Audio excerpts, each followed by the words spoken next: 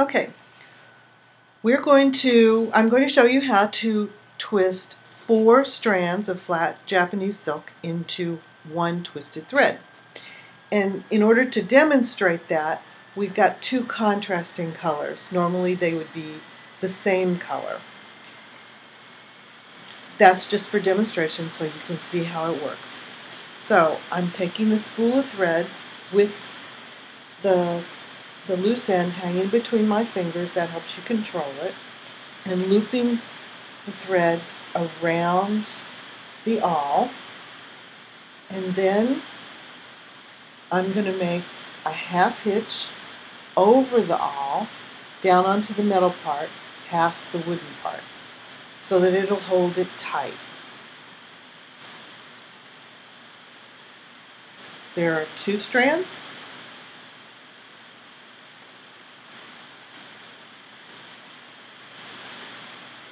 And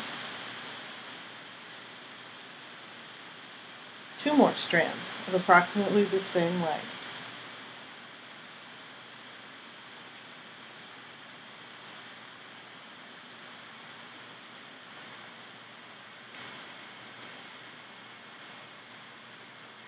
The first thing we're going to do, after looping them around, is stroke the two strands together.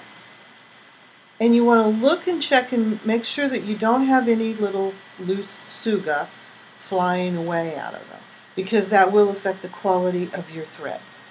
And I just stroke it with my hands, avoiding any kind of rough spots on my fingers.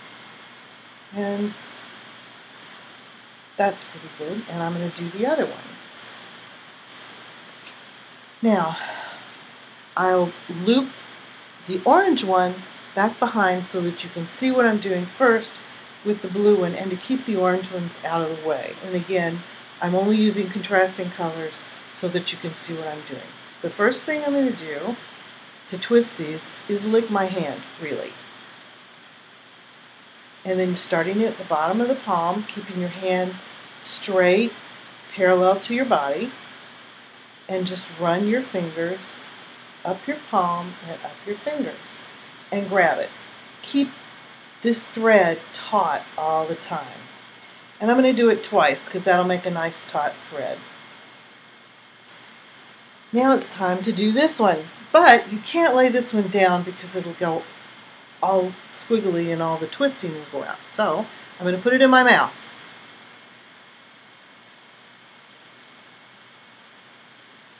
And twist the second 2 strands. Exactly the same number as I did the first 2.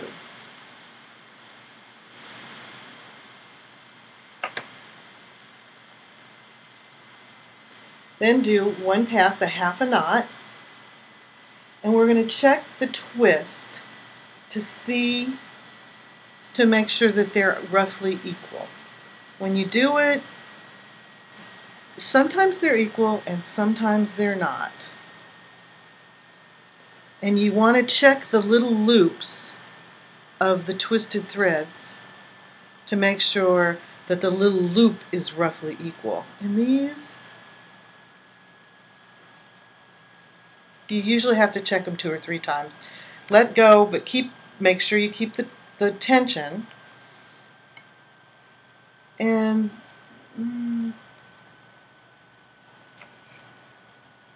I'm just checking to see if they're equal.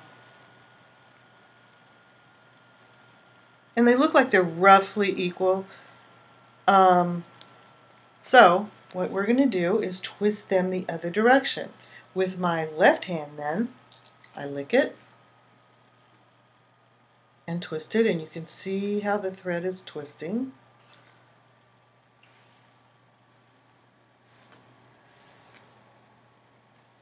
The under twist is what causes the tightness of the twist, and this is a very tightly twisted thread.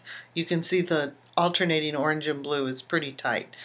I'd probably use this one for something like an edge or maybe a stem, but it's pretty tightly twisted. And what I'm going to do is let go of it just for a second to see if it unravels any. It didn't. It's not It's not too bad a thread. Like, as I said, the under twist is what determines the twist. Now, what you want to do next in order to use it would be to tie a single pass knot down close to the awl, and you can cut it off down there below the knot. If you cut it before you knot it, it'll come untwisted. And there is a twisted thread. That's what they look like. And to store it, what I do is store it just under the edge, out flat, of the plastic that I'm working on, and I keep it on my frame. You can twist more than one thread. This is a 4-into-1 because we used 4 strands. You can twist more than one. It's preferable to twist as many as you think you'll use at one time, because the twist is always slightly different depending on the humidity and how damp your hands are and just how much you twist every day. So it's preferable to twist more than one thread at one time.